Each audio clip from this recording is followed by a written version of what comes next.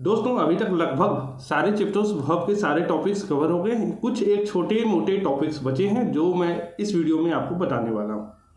दोस्तों इसके बाद जो वीडियो आएगा वर्ब का वो होगा वर्ब एडवांस के क्वेश्चंस, यानी नॉन फाइनाइट वर्ब से बेस्ड जो क्वेश्चंस है वो मैं बताऊंगा। तो चलिए शुरू करते हैं वीडियो को। दोस्तों मेरा नाम रामकृष्णा है और आप देख सकते हैं ये है मेरा बायो, और आप मुझे इंस्टाग्राम पे ज़रूर फॉलो करें और लिंक जो है इंस्टाग्राम का वो डिस्क्रिप्शन में दिया हुआ है। तो चलिए दोस्तों शुरुआत करते हैं। सबसे पहला जो टॉपिक है वो है कॉजेटिव वर्ब। कॉजेटिव वर्ब क्या होता है दोस्तों? कोई ऐसा वर्ब जो दूसरे कार्य का कारण बने। जैसे अगर मुझे खाना खाना है मैं खुद खाऊं वो तो ठीक है, या मुझे कोई सामान चाहिए, मान लीजिए मुझे किसी की पेन पसंद आ गई तो मैं खुद ले सकता हूँ, सीधी बात है, वो सीधी कार्रवाई है। लेकिन एक होती है अप्रत्यक्ष कार्रवाई। वो क्या होती है समझिए। अगर मैंने किसी दोस्त को या किसी छोटे बच्चे को उकसाया कि तू मेरे लिए वो चोरी कर ला, तो उसने जो किया उसके काम करने का जो कारण है वो मैं हूँ। यानी वो उसने खुद से नहीं की जरूर, लेकिन उसके पीछे कारण कौन है? मैं हूँ। यानी कोई ऐसा काम जो दूसरे काम का कारण बने वो वर्ब्स कहलाते हैं कॉजेटिव वर्ब। तीन होते हैं। कौन कौन होते हैं? हैव, गेट और मेक। इन तीनों के प्रयोग में थोड़ा थोड़ा अंतर है, उसे हम लोग समझेंगे। देखिए कॉजेटिव वर्ब में दो तरह के चीजें होती हैं। जैसे they made the boy, little boy beg at signal. आप देखते होंगे अक्सर फिल्मों में दिखाया जाता है कि कुछ बुरे लोग होते हैं वो बच्चों से सिग्नल पे भीख मंगवाते हैं। बच्चे सिग्नल पे भीख मांग रहे हैं, ठीक है, लेकिन उससे मंगवाने का जो कारण है वो कुछ और लोग हैं। तो इसमें दो तरह के काम, भीख मांगने के काम में दो तरह के लोग संलग्न होते हैं। बच्चे तो सीधे सीधे जाकर सिग्नल पे भीख मांग रहे हैं, वो होते हैं डायरेक्ट डूअर, सीधे सीधे काम करते हैं। एक होते हैं जो पीछे से काम करते हैं, यानी भीख मंगवाने का, बच्चों से भीख मंगवाना उनका काम होता है, जबरदस्ती करते हैं। तो वो जो होते हैं इनडायरेक्ट डूअर होते हैं। जैसे दे मतलब वे लोग या उन्होंने बच्चों से क्या किया? सिग्नल पे भीख मंगवाया। तो वे लोग जो हैं यहाँ पे क्या है? इनडायरेक्ट डूअर, यानी पीछे से काम कर रहे हैं, और बच्चे सीधे तौर पे भीख मांगने का कार्य कर रहे हैं। ये हुए डायरेक्ट डूअर। इस चीज को समझ लेना है। अब आगे बढ़ते हैं। देखिए पहला जो वर्ब है कॉजेटिव वर्ब वो है हैव। इसके बारे में समझते हैं। देखिए कभी भी हैव के बाद अगर डायरेक्ट डूअर आता है, सीधे सीधे काम करने वाला, तो हम वर्ब का पहला रूप प्रयोग करेंगे। अगर हैव के बाद डायरेक्ट डूअर ना आके या तो इनडायरेक्ट डूअर आ जाए या तो इनडायरेक्ट डूअर आए भी ना। हैव के बाद डायरेक्ट डूअर आता है तो V1 देना है। अगर डायरेक्ट डूअर नहीं आके इनडायरेक्ट डूअर आ जाए या तो कुछ भी ना आए, तो ऐसे कंडीशन में क्या देंगे हम? वर्ब का तीसरा रूप। जैसे you must have this box opened. तुम्हें इस बक्से को जरूर खुलवा लेना चाहिए, ठीक है।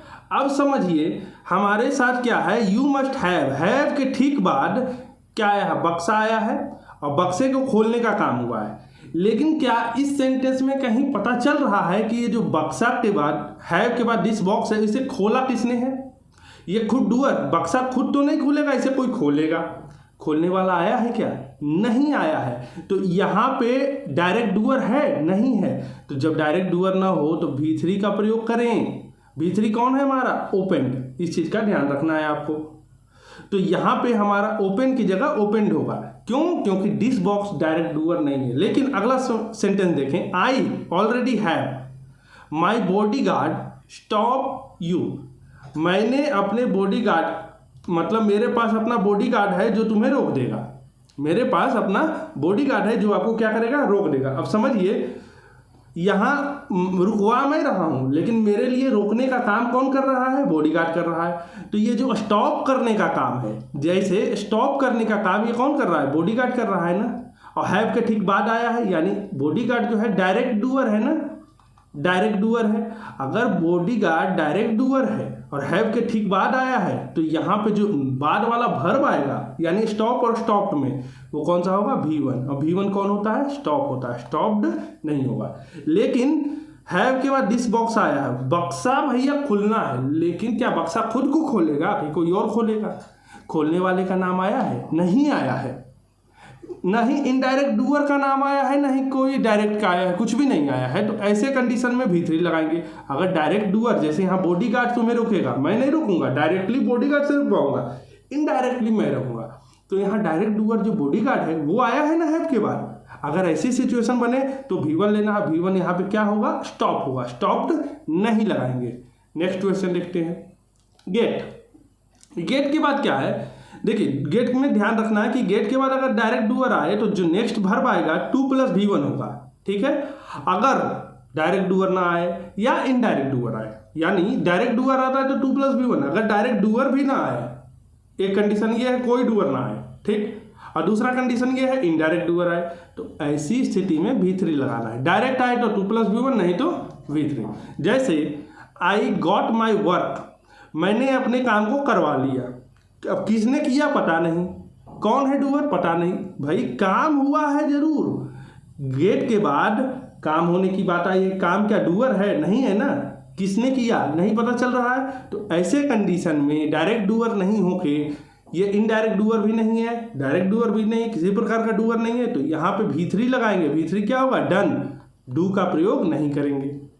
लेकिन I get my servant done या टू डू माई वर्क या डू द वर्क, मैंने नौकर से काम करवाया, तो काम किसने किया, नौकर ने किया। नौकर ने डायरेक्टली किया, मैंने इनडायरेक्टली उस काम को किया। मैं पीछे रख के किया, नौकर सामने रख के किया, मैं इनडायरेक्ट डूअर हूँ। कौन, आई, और डायरेक्ट डूअर कौन है, डायरेक्ट डूअर है सर्वेंट। चूंकि गेट के बाद डायरेक्ट डूअर आया है तो हम क्या लेंगे, टू डू लेंगे, डन का प्रयोग नहीं करेंगे।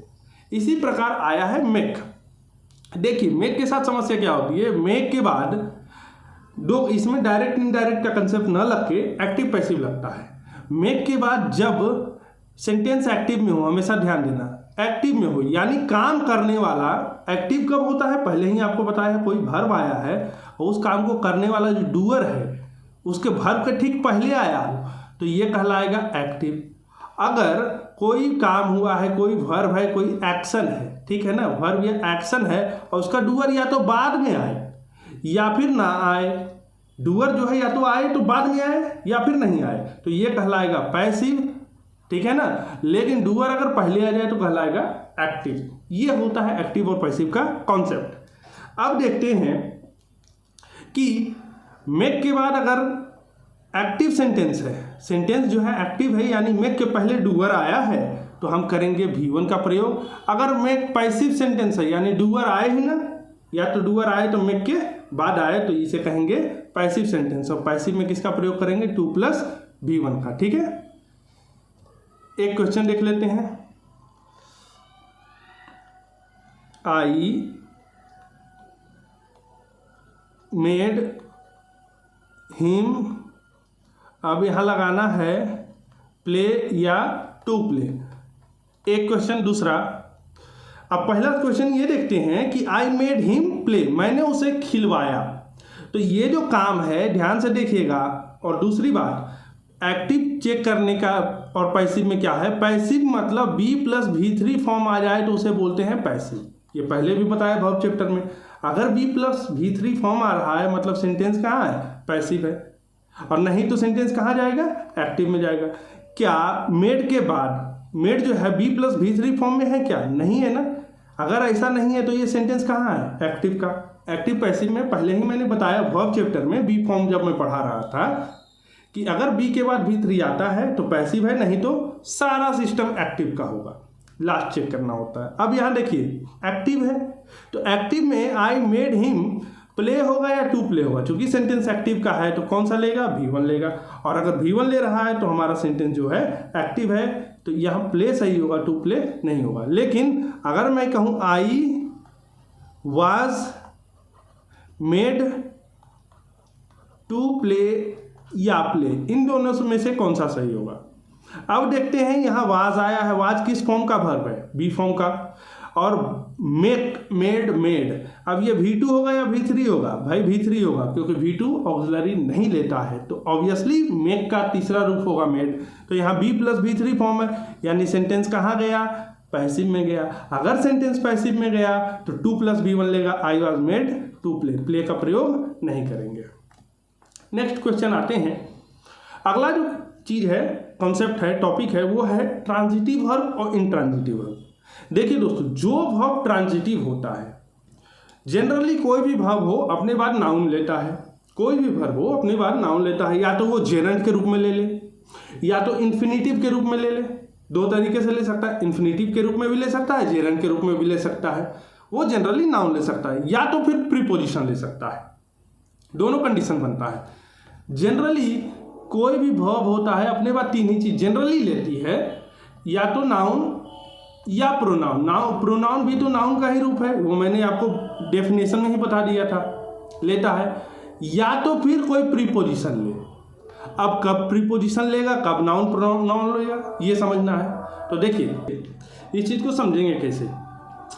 पहले मैंने आपको बताया था कि कैसे सब्जेक्ट के साथ कैसा वर्ब लगाना है, यानी सब्जेक्ट सिंगुलर हो तो सिंगुलर वर्ब, प्लूरल हो तो प्लूरल वर्ब। ये हुए थे वर्ब के दो टाइप। एक वर्ब हमने बताया प्रिंसिपल वर्ब, ऑक्सिलरी वर्ब, यानी वो वर्ब जो डायरेक्ट काम करता है, वर्ब का सेंस देता है, दूसरा स्ट्रक्चर को ठीक करता है। तीसरा मैंने बताया था आपको कि फाइनाइट वर्ब, नॉन फाइनाइट। तो फाइनाइट क्या होता है, जो अपने फॉर्म को चेंज करे टाइम और सब्जेक्ट के हिसाब से। नॉन फाइनाइट जिसे कोई फर्क ही नहीं पड़ता हो इससे। एक और वर्ब का टाइप होता है ट्रांजिटिव वर्ब और इंट्रांजिटिव वर्ब। इससे हमें यह पता चलता है कि इस वर्ब के बाद प्रीपोजिशन आएगा या नाउन आएगा। तो चेक करते हैं। देखिए अगर कोई भी ट्रांजिटिव वर्ब है, ठीक है, अगर कोई भी ट्रांजिटिव वर्ब है तो उसके बाद हमेशा एक नाउन या प्रोनाउन लेंगे। अगर वहीं इंट्रांजिटिव वर्ब है तो प्रीपोजिशन लेंगे। अगर ट्रांजिटिव वर्ब है तो नाउन प्रोनाउन आएगा, उसके बाद प्रीपोजिशन नहीं लगाना है। लेकिन इंट्रांजिटिव वर्ब के बाद प्रीपोजिशन आता है, न कि नाउन प्रोनाउन, ठीक है ना। इस बात का ध्यान देखेंगे। अब जैसे we discussed about the matter, discuss जो है दोस्तों ये है ट्रांजिटिव वर्ब, ठीक है। अगर ट्रांजिटिव वर्ब है तो अबाउट जो है प्रीपोजिशन है। क्या सही होगा? नहीं होगा, सीधे द मैटर लेगा, और द मैटर क्या है? नाउन है। तो क्या करेंगे, यहाँ गलती क्या हुई, वी डिस्कस्ड ट्रांजिटिव वर्ब है, ये प्रीपोजिशन आएगा ही नहीं, सीधे सीधे क्या आ जाएगा? नाउन आ जाएगा। एक बात। दूसरी बात, गो जो है इंट्रांजिटिव वर्ब है, गो जो है इंट्रांजिटिव वर्ब है, इसके बाद हमेशा क्या आता है? प्रीपोजिशन आता है। पटना क्या है? एक नाम है, यानी नाउन है, तो गलत हो गया। तो यहाँ पे गोइंग के बाद और पटना के बीच में किसका लगा देते हैं? टू, क्योंकि गो हमेशा क्या लेता है? टू लेता है। तो ये चीज समझना है कि I am going to Patna. क्यों टू आया? डायरेक्ट पटना क्यों नहीं लिखे? क्योंकि गो जो है हमारा इंट्रांजिटिव वर्ब है, वो अपने बाद प्रीपोजिशन लेता है। वहीं डिस्कस जो है ट्रांजिटिव वर्ब है, अपने बाद डायरेक्ट नाउन लेगा, प्रीपोजिशन नहीं लेगा। तो इसको सही करने के लिए अबाउट काट देंगे और नीचे वाले सेंटेंस के लिए टू का प्रयोग करेंगे। अब देखते हैं दोस्तों रिफ्लेक्सिव प्रोनाउन क्या होता है, क्योंकि ये जो कॉन्सेप्ट है जुड़ के मैं आपको समझाना जो चाह रहा हूं उसे अच्छे से समझ पाएंगे, तो ये आपको प्रीपोजिशन चैप्टर में भी हेल्प करेगा। तो देखते हैं, और प्रोनाउन जब पढ़ाऊंगा तो वहाँ भी हेल्प करेगा। फिर भी एक मिसलेनियस टॉपिक है, समझते हैं। रिफ्लेक्सिव प्रोनाउन क्या होता है? रिफ्लेक्स का मतलब क्या होता है? रिफ्लेक्स का मतलब होता है किसी चीज़ का परावर्तन, कोई चीज़ वापस लौटना। यानी अगर मान लीजिए हमने कोई एक्शन किया, कोई काम किया, और उस एक्शन का जो असर है, उसका जो इफेक्ट है, प्रभाव है, वो करने वाले यानी सब्जेक्ट पर ही लौट आए। जिसने तीर चलाई उसी को तीर लग जाए, यानी ये कहेंगे तीर वापस लौट के लग गई हमारे पास, इसे कहेंगे रिफ्लेक्स एक्शन, ठीक है ना। तो ऐसे एक्शन के साथ दर्शाने के लिए हमेशा रिफ्लेक्सिव प्रोनाउन का प्रयोग करते हैं। कौन होते हैं ये प्रोनाउन? जैसे आपने देखा himself, myself, ourselves. देखिए हिम और माई सिंगुलर है तो सेल्फ लगा, आवर प्लूरल है तो सेल्फ्स, SELVES। देम सेल्फ्स, देयर सेल्फ्स नहीं होता है, देम सेल्फ होता है। पता नहीं गलती से कैसे लिख गया, देम सेल्फ्स होता है, ठीक है। तो himself, myself, ourselves, them चूंकि सिंगुलर प्लूरल है तो सेल्फ्स लगाएंगे। तो ये जो प्रोनाउन होते हैं ये कहलाते हैं रिफ्लेक्सिव प्रोनाउन। दूसरा, अब समझिए, last night a poor farmer hanged himself. अब समस्या क्या है कि गरीब किसान ने खुद को फांसी लगा दी। क्योंकि अगर उसने फांसी खुद को लगाई है तो मरेगा भी वो खुद ही, कोई और मर जाएगा, खुद ही मरेगा। तो यानी उसके फांसी लगाने का प्रभाव, खुद फांसी लगाई किसान ने और प्रभाव भी किसान पे ही लौट के आ रहा है, क्योंकि वो मर जाएगा। तो ऐसे सिचुएशन को कहते हैं रिफ्लेक्सिव प्रोनाउन लगाना पड़ता है, क्योंकि ये जो एक्शन है रिफ्लेक्स हो रहा है, यानी वापस लौट रहा है डूअर पे, जो काम को कर रहा है। तो ऐसे सिचुएशन में हम लोग रिफ्लेक्सिव प्रोनाउन का प्रयोग करते हैं। अब होता है इम्फैटिक। इम्फैटिक का मतलब होता है, इम्फैसिस मतलब जोर देना किसी चीज पे, इम्फैटिक मतलब जोरदार, इम्फैसिस मतलब जोर देना किसी चीज पे, दबाव डालना। जैसे अब मैं क्रिकेट खेलता हूँ, ये हुआ सिंपल एक सेंटेंस है, तो इसका निगेटिव बनाते हैं I do not play cricket, मैं क्रिकेट नहीं खेलता हूँ। अगर इंटेरोगेटिव यानी प्रश्न करना है तो कहते हैं डू आई प्ले क्रिकेट।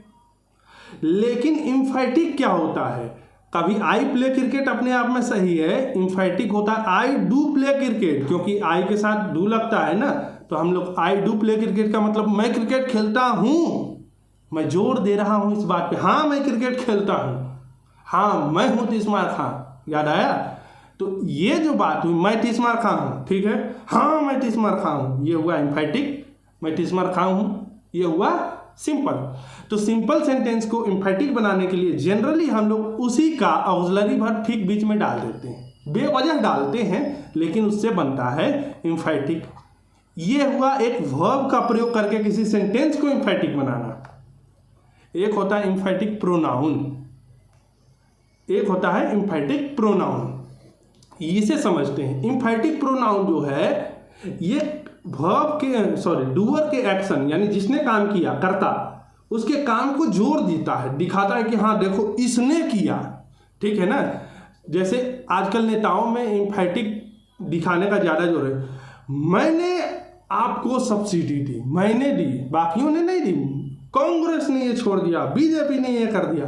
तो भाई वो जो जोर जबरदस्ती से दुनिया को दिखाता है, देखो देखो, नहीं देखोगे तो पाप लगेगा तुमको, देखो हमने किया, भाई हमने बनाया ही आपको इसीलिए था कि आप करो, लेकिन वो जबरदस्ती करते हैं, दूसरे आदत नहीं करते, देखो मैंने किया।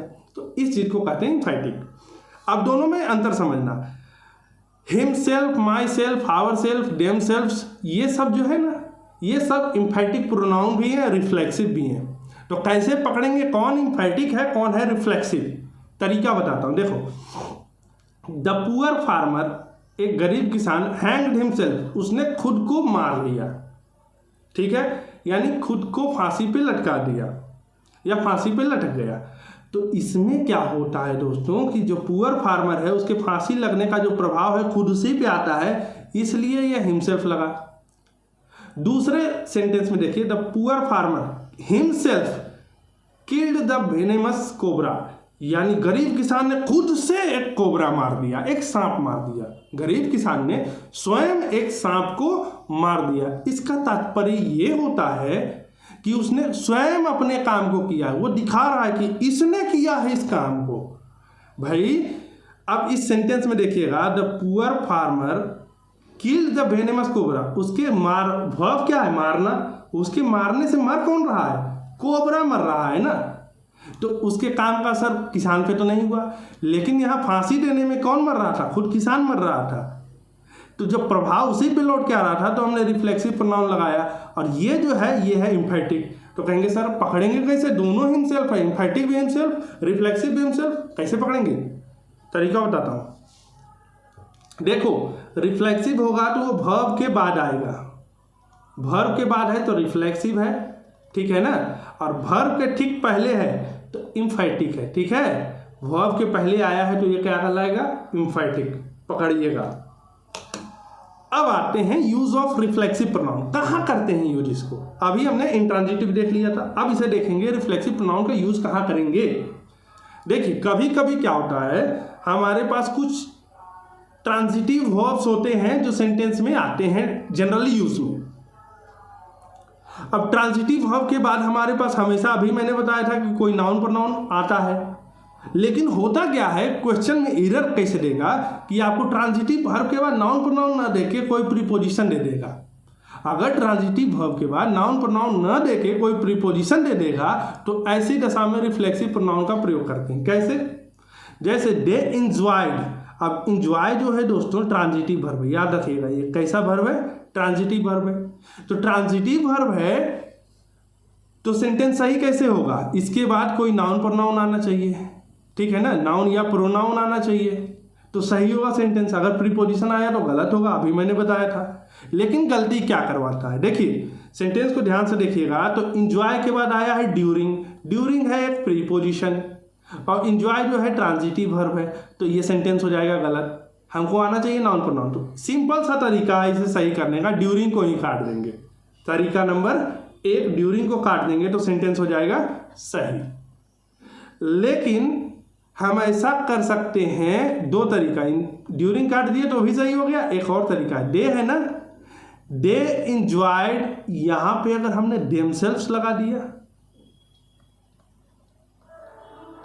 तो क्या होगा, दे इंजॉयड देमसेल्व्स, मतलब उन्होंने खुद को इंजॉय किया पार्टी में, तब तो सही हो जाएगा। क्यों, क्योंकि इंजॉयड के बाद क्या लग गया, एक प्रोनाउन आ गया, तब सही हो जाएगा। तो 2 तरीके से कर सकते हैं, या तो ड्यूरिंग को काट के कर सकते हैं, या तो कोई और रिफ्लेक्सिव प्रोनाउन ठीक वर्ब के बाद दे देंगे, तो ट्रांजिटिव वर्ब अपने बाद नाउन प्रोनाउन ले जाएंगे। तो इस तरीके से सेंटेंस को सही कर सकते हैं। आगे देखते हैं, वर्ब जो है ट्रांजिटिव है और इसके बाद प्रीपोजिशन आता है, तो सेंटेंस सही करने के लिए इसके बाद क्या लगाते हैं, रिफ्लेक्सिव प्रोनाउन का प्रयोग करते हैं। ये चीज मैंने अभी आपको बता दिया। अब कुछ वर्ब ऐसे हैं जो जनरली वो क्या बतलाते हैं कि उसका जो असर है खुद कर्ता पे हो रहा है। जैसे मैंने खुद को मौसम के अनुसार ढाल दिया, खुद को ढालना, अडेप्टेशन मतलब अनुकूल करना, तो अनुकूल जनरली खुद को किया जाता है। जैसे मान लीजिए है अनुकूल करना, अडेप्ट, तो अनुकूल बनाना, ये जो वर्ब है जनरली खुद को करने के सेंस में होता है, तो उसके क्रिया का असर स्वयं पे होता है, कर्ता पे ही होता है, इसलिए वहां क्या लगाएंगे, रिफ्लेक्सिव प्रोनाउन। एब्सेंट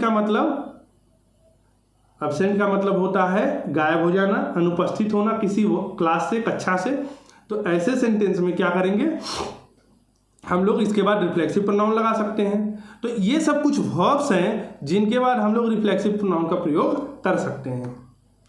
अब देखिए, she has reconciled to the problem, ठीक है, उसने रिकॉन्साइल, यहां रिकॉन्साइल का मतलब एक सुलह होता है, एक होता है समर्पण यानी झुक जाना, 2 अर्थ होते हैं। अब समस्याओं के साथ सुलह कर लिया, सुलह तो दुश्मनों के साथ होता है, मतलब जो हम लोग सुलह करते हैं यानी समझौता करते हैं, वो किसके साथ करते हैं, दुश्मनों के साथ करते हैं, समस्याओं के साथ थोड़ी करते हैं। समस्याओं के साथ क्या करते हैं, समस्याओं के सामने हम लोग हथियार डाल सकते हैं, यानी समर्पण कर देते हैं, अब जो होगा देखा जाएगा, तो इसे बोलते हैं समर्पण करना। तो उसने, शी मतलब कोई महिला है, रिकॉन्साइल्ड, तो यहाँ पे ऐसे सिचुएशन में टू काट देंगे तो क्या होगा, शी हैज रिकॉन्साइल्ड द प्रॉब्लम, मतलब उसने समस्या के साथ संधि कर ली, तो इसलिए गलत हो जाता है। तो ऐसे सिचुएशन में क्या करते हैं, यहाँ पे हरसेल्फ का प्रयोग करेंगे, ठीक है ना, उसने स्वयं को समस्याओं के सामने क्या कर दिया, हथियार डाल दिए, समर्पण कर दिया। उसी प्रकार प्राइड ट्रांजिटिव वर्ब है, बाद में प्रीपोजिशन आएगा, नहीं, बिल्कुल नहीं आएगा। क्यों, क्योंकि प्राइड ट्रांजिटिव है तो बाद में नाउन प्रोनाउन लेगा। ऐसी दशा में आई का ट्रांजिटिव क्या होगा, माई सेल्फ लगा देंगे। तो अब देखो प्राइड के बाद एक प्रोनाउन आ रहा है, सेंटेंस सही हो गया। ही रिजाइंड फ्रॉम द पोस्ट, अब रिजाइंड है ट्रांजिटिव वर्ब, कोई प्रीपोजिशन नहीं लेगा, तो यहां पे क्या कर सकते हैं, ही रिजाइंड हिमसेल्फ। तो 2 तरीका है, या तो आप फ्रॉम को भी काट सकते थे, ठीक है ना, उसने पद से इस्तीफा दे दिया या राजीनामा दे दिया, ठीक है ना, या त्यागपत्र दे दिया, 3 चीजें। तो ऐसे सेंटेंस में 2 काम कर सकते, या तो फ्रॉम भी काट सकते थे, लेकिन generally resign, pride, reconcile, equity, adapt, ये सब वर्ब अपने बाद रिफ्लेक्सिव प्रोनाउन लेते हैं। क्यों लेते हैं, क्योंकि ये दर्शाते हैं कि इस काम करने का असर स्वयं पे होगा, ठीक है ना। क्योंकि अगर कोई महिला है या कोई व्यक्ति है, अगर किसी के सामने झुक गया तो उसकी समस्या उसे खुद झेलनी पड़ेगी। अगर आप गर्व कर रहे हैं तो अच्छा स्वयं आपको लगेगा, अगर आपने इस्तीफा दिया तो भाई बेरोजगार आप हो जाओगे। इसलिए हम लोग रिफ्लेक्सिव लगाते हैं, क्योंकि वहां पे 2 चीजें होती हैं, एक तो नाउन प्रोनाउन आना होता है और दूसरा चीज है काम का असर स्वयं कर्ता पे होता है। इसलिए ऐसे सिचुएशन में रिफ्लेक्सिव लगाते हैं। अब क्या है, कुछ वर्ब ऐसे हैं जो इंट्रांजिटिव हैं, तो उनके बाद क्या आना चाहिए, प्रीपोजिशन आना चाहिए। तो जब प्रीपोजिशन आएगा तो क्या इंट्रांजिटिव वर्ब कभी रिफ्लेक्सिव प्रोनाउन लेगा? बिल्कुल नहीं लेगा, क्योंकि इंट्रांजिटिव वर्ब हमेशा क्या लेगा, प्रीपोजिशन लेगा। कौन है ये? Keep, stop, turn, qualify, bath, move, rest, hide. मतलब कीप मतलब रखना, स्टॉप मतलब रुकना, टर्न मतलब परिवर्तित होना। तो ये सब जो वर्ब्स हैं ये सारे इंट्रांजिटिव हैं, अपने बाद क्या नहीं लेंगे, अपने बाद रिफ्लेक्सिव प्रोनाउन नहीं लेंगे, क्योंकि इंट्रांजिटिव वर्ब अपने बाद लेता है तो सिर्फ और सिर्फ प्रीपोजिशन। अब देखते हैं अगला, इन्फिनेटिव और प्रीपोजिशन। ये एक अलग टॉपिक है। पानी ले लो। नया टॉपिक समझिए। कुछ सिचुएशन ऐसे होते हैं कि लास्ट वर्ड अगर किसी सेंटेंस का, ये आप पढ़ लेना, किसी सेंटेंस का अगर लास्ट वर्ड इन्फिनेटिव हो, इन्फिनेटिव का मतलब क्या होता है, 2 + V1। अगर किसी भी सेंटेंस का लास्ट वर्ड इन्फिनेटिव हो और वो अपने ठीक पहले आने वाले नाउन का पर्पस दिखाए, ध्यान से देखना, लास्ट वर्ड इन्फिनेटिव है और अपने ठीक पहले आने वाले नाउन का पर्पस दिखाए। अब कैसे समझेंगे? I have no pen to write, to write infinitive है और पेन का पर्पस क्या है, लिखना। हाउस का पर्पस क्या है, रहना।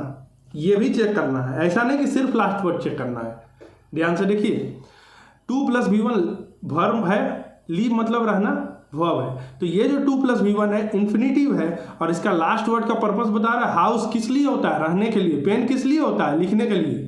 पेन का पर्पस लिखा जाना, ठीक है। ऐसे सेंटेंस में अगर आया हो तो हम लोग एप्रोप्रिएट प्रीपोजिशन लगाते हैं, मतलब एक जरूरी प्रीपोजिशन लगाते हैं। कहाँ पे? ठीक इस इन्फिनेटिव के बाद यहाँ पे लगाएंगे एक प्रीपोजिशन, ठीक है। कैसे?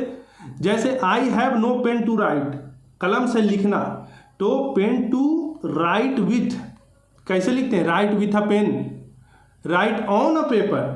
तो इस चीज का ध्यान देखना। लेकिन जो प्रीपोजिशन लगेगा बीच में ना लगे, कहाँ लगेगा, लास्ट में, बिल्कुल लास्ट में। उसी प्रकार लिव इन हाउस होता है तो हाउस टू लिव इन यहाँ पे लगाना है और यहाँ हो जाएगा फुल स्टॉप। समझे? ये कॉमा नहीं देना है, इसको काट के, इस फुल स्टॉप को काट के लास्ट में क्या लगेगा, विथ लगेगा, यहाँ लगेगा इन। तो इस चीज का ध्यान देना है। अब दो बातें हैं, दो प्रीपोजिशन आया है, सॉरी दो वर्ब है और दोनों एक ही प्रीपोजिशन लेता है, दोनों एक ही प्रीपोजिशन लेता है, तो दोनों के लिए एक कॉमन प्रीपोजिशन काम कर सकता है। कैसे?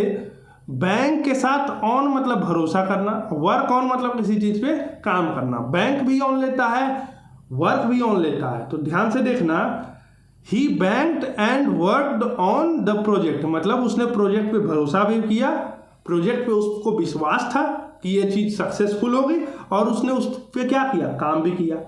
किसी चीज व्यक्ति को काम कब करेगा किसी प्रोजेक्ट पे, जब उसको विश्वास है कि वो सक्सेसफुल हो जाए। बैंक ऑन का मतलब भरोसा होना, भरोसा हो, विश्वास हो।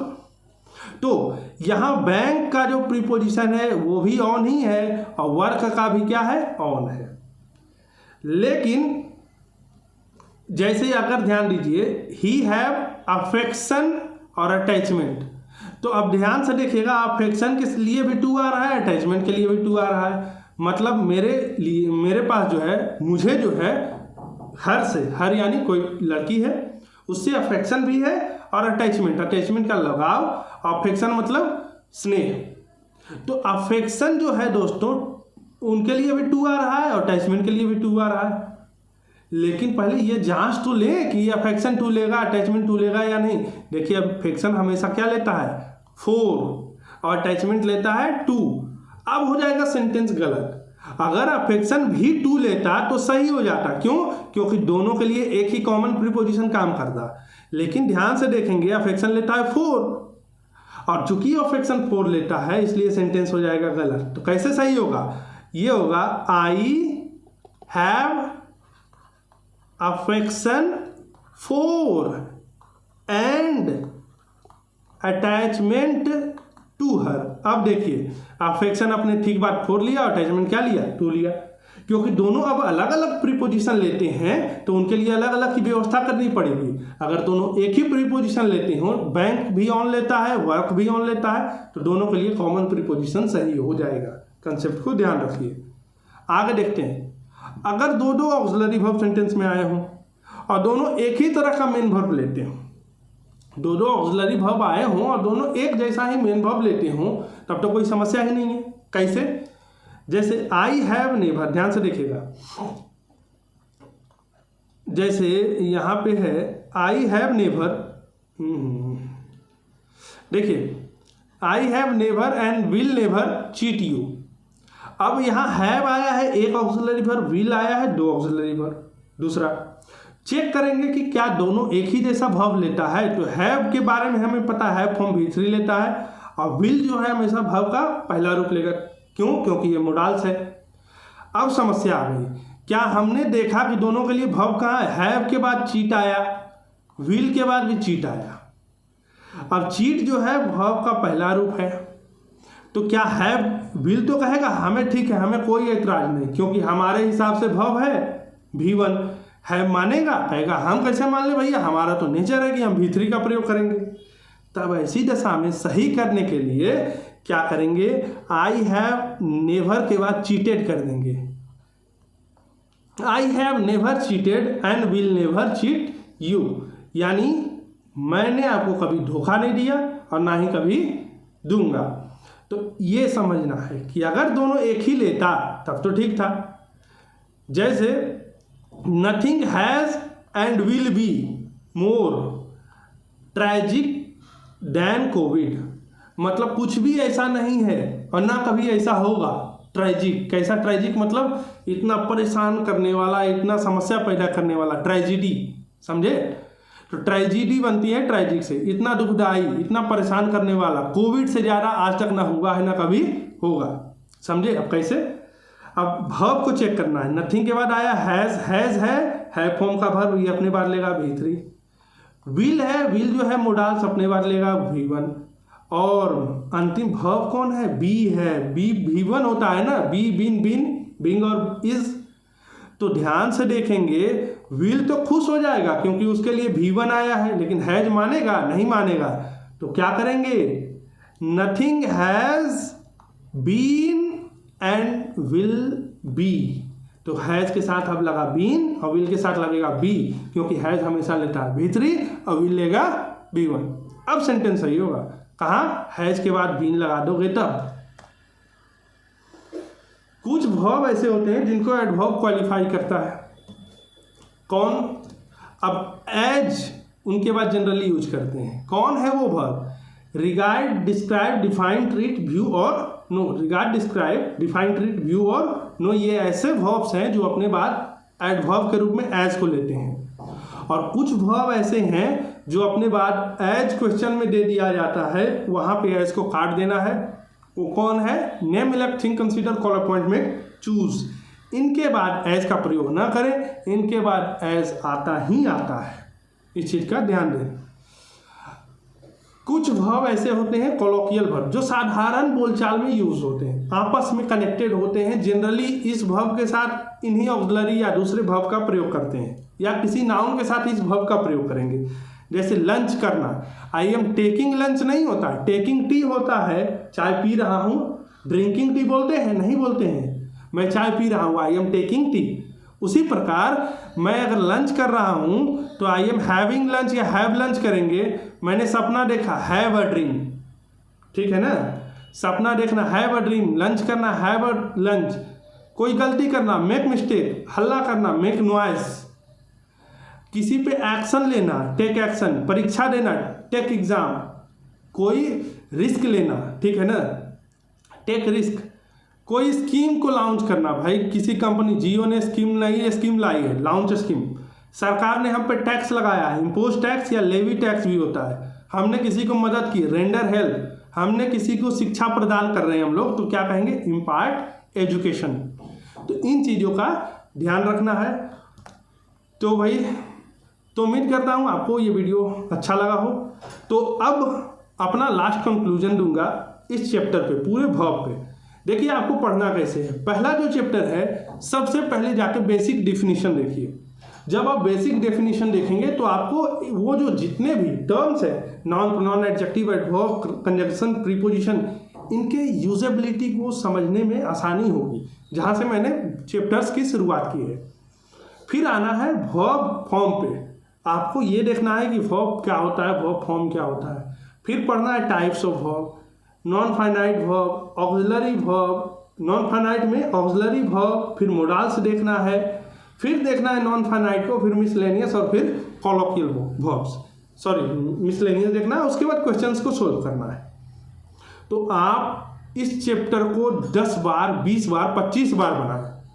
मैं ऐसा क्यों आपको दबाव दे रहा हूँ इस चीज़ को करने के लिए, क्योंकि अगर आपने इस चैप्टर पे अपना कमांड किया तो आप ये मान के चलिए आपको कहीं भी कोई भी समस्या नहीं आने वाली। इससे अच्छा कोई चैप्टर आपको नहीं मिलने वाला जो आपको सिखा सके इंग्लिश कैसे समझनी है। इस अंग्रेजी भाषा को समझने के लिए इस चैप्टर पे आपका कमांड होना बहुत ज़रूरी है, क्योंकि ये चैप्टर आपको सारे चैप्टर में कहीं ना कहीं किसी न किसी रूप में डिस्टर्ब करेगा। इसलिए इस चैप्टर पे जितना कमांड कर सकते हैं करिए। मिनिमम 10 बार सारी चीज़ों को देखिए, और जब एक बार आप अच्छे से समझ जाए 5 से 7 बार जितने क्वेश्चन से कर कीजिए। मैंने जो क्वेश्चंस लिए हैं वो है plain to paramount, Neetu Singh madam की एक बुक आती है जनरल इंग्लिश, या प्लेन टू पैरामाउंट पुराने नाम से आती थी, तो मैं नाम तो वही बुलाता हूँ। तो आप उस बुक से सारे काम को कीजिए, समझिए, क्योंकि ये जो चैप्टर है वो आपके बेस को इतना मजबूत कर सकता है कि आपकी जो इंग्लिश में आप कहते हो मुझे एरर नहीं समझ में आता, इम्प्रूवमेंट नहीं आता, फिलअप नहीं आता, सारी चीज़ें आपको ईजी हो जाएंगी। फिर आपको ऐसा नहीं लगेगा कि मुझे ये समस्या आ रही है, लेकिन हाँ मिनिमम 10 बार करना पड़ेगा, ये फैक्ट है। हाँ, कुछ लोगों का दिमाग एक्स्ट्रा ऑर्डिनरी होता है, मैं मानता हूँ, एक ही बार में समझ जाते हैं। जो एवरेज स्टूडेंट है उनको देखना ही पड़ेगा। आपको 10 बार क्वेश्चंस को करने पड़ेंगे। एक बार आपने इस चैप्टर पे अपनी पकड़ बनाई, फिर आपको कहीं भी दिक्कत नहीं होगी। पूरे इंग्लिश में आपके नंबर धीरे धीरे खुद बढ़ने लगेंगे। फिर आप कहोगे यार पढ़ते नहीं है तो ऊपर भी नंबर कैसे आ जाता है। जैसे मेरा 182.5 का मैं कहानी बता दूँ, मैंने किसी दिन तैयारी नहीं की थी पूरे साल में, सिर्फ जाके मेंस का एग्जाम दिया था, पीटी मैंने दी थी, उसके बाद सीधे मेंस में बैठा, मेरे 182.5 थे। क्यों थे? क्योंकि मैंने इन चीज़ों पे इतना काम ही कर लिया है कि मत पूछिए। गलती मेरे कहाँ हुई थी, 2-4 मुझे वर्ड्स में गलती हो गई, क्योंकि वर्ड जो होता है याद करने का चीज़ है, अगर कुछ छूट गया तो ठीक है। एक आध शायद मैंने क्लोस्टेज छोड़ा था, एक ही, क्योंकि जब मैंने 17 का शायद 17 का मुझे याद है मैंने मेंस दिया था, तो मेरे 25 में 24 सही थे क्लोज टेस्ट मेरे। तो क्लोज टेस्ट में मुझे कोई दिक्कत नहीं होती, वो सब चीज़ें मैं बाद में करूँगा इन सब बातों को। लेकिन मेरा जो फिर मैं आपको कह रहा हूँ कि अगर आप इंग्लिश को सीखना चाहते हो तो इस चैप्टर को ज़्यादा से ज़्यादा अपने कंट्रोल में लाइए। और अगर आपको ये वीडियो अच्छा लगे तो भाई चैनल को सब्सक्राइब करो, हमें भी आगे बढ़ना है, आपको भी सीखना है। जब आप हमें सब्सक्राइब करोगे हमारा मनोबल बढ़ेगा, तो हम आपके लिए और अच्छे अच्छे कंटेंट लाते रहेंगे। आप चैनल को सब्सक्राइब करें, चैनल को शेयर करें दोस्तों के साथ। तो चलिए मिलते हैं अगले वीडियो में, पढ़ते रहिए आप लोग भी, और मैं भी आपके लिए वीडियो लाता रहूँगा।